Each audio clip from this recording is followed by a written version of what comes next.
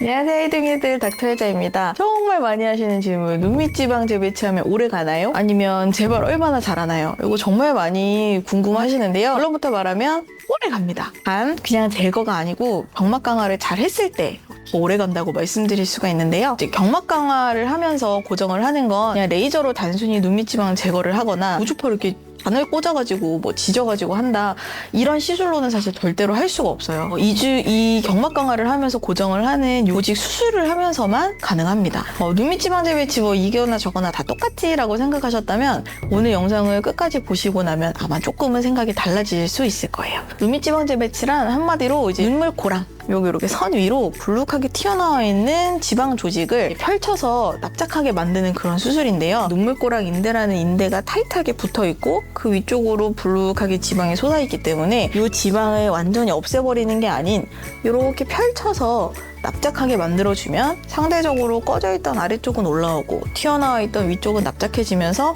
볼륨이 약간 역전돼서 평평해지는 그런 원리로 눈 밑에 그늘을 지울 수 있는 그런 수술이에요.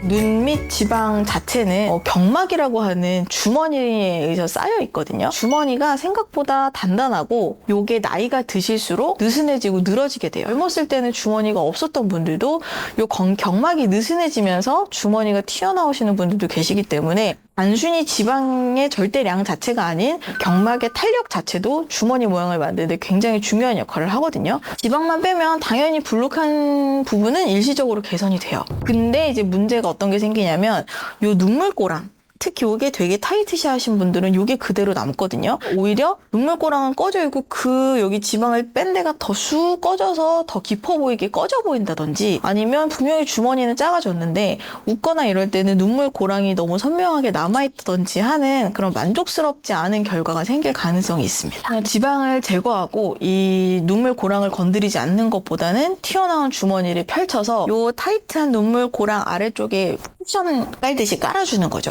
그런 식으로 눈밑 지방을 수술하는 게 평평한 눈밑을 만들 수 있는 방법이라 저는 단순 제거보다는 재배치를 추천하는 편이고요. 그럼 이 눈밑 지방 재배치를 어떻게 해야 잘 할까요? 첫 번째는 눈밑 지방을 아주 잘 풀어줘야 돼요. 여러분 레고 조립해보셨죠? 레고를 이렇게 차곡차곡 쌓아서 이만한 덩어리를 만들지만 이거를 또 다 이렇게 풀어서 놓으면 바닥에 이렇게 납작하게 깔리잖아요. 그런 것처럼 이렇게 볼륨을 줄이지는 않지만 모양을 변화시켜야 하기 때문에 뭉쳐있는 눈 안화 지방이라고 하는 이 지방 주머니를 아주 잘 펼쳐줘야 돼요. 근데 이게 사실 하나로 되어 있는 덩어리지만 세 부분으로 나눠져 있거든요. 이 안쪽 그리고 가운데 바깥쪽 지방이 있어서 이 구역이 서로 뒤섞이지 않게 잘 풀어주는 게 가장 이 눈밑 지방 재배치의 성공을 이끌 수 있는 선별 과제입니다.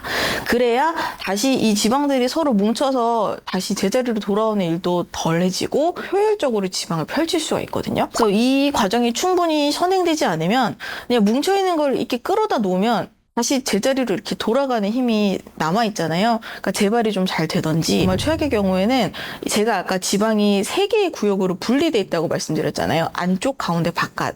이 안쪽이랑 가운데 지방 사이에 눈을 이렇게 움직이게 만드는, 안구를 움직이는 근육 6개 중에 여기에 근육이 그 사이에 있는데 이 지방이 풀려지지 않은 상태에서 그냥 당겨지면 어느 한쪽으로 힘을 받아서 낑겨가지고 복시가 생긴다든지 안구 움직임을 할 때 되게 당기고 불편하다든지 하는 결과도 초래가 될 수 있거든요. 또 어떤 경우에는 주머니랑 지방을 펼치지 않고 그냥 당기면 정말 밑에서부터 이렇게 당기는 힘이 딱 받게 되면서 눈매가 휘날려 내려가는 그런 변화가 생기는 경우도 있어서 얘네들을 긴장 없이 잘 풀어주는 게 가장 중요해요. 그리고 두 번째로 중요한 게 경막 강화라고 저는 생각을 하는데요. 이 눈꺼풀 모양을 유지하는 이 반달 모양의 건판이라는 단단한 구조물이 있어요.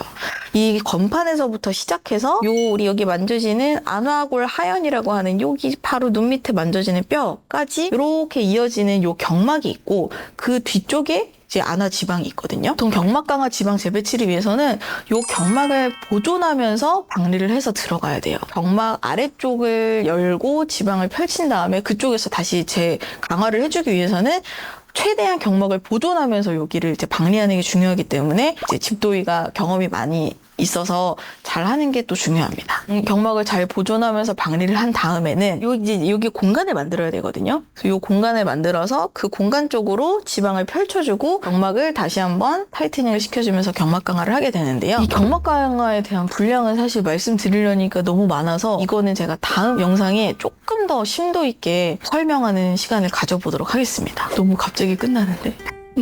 오늘은 여기서 끝!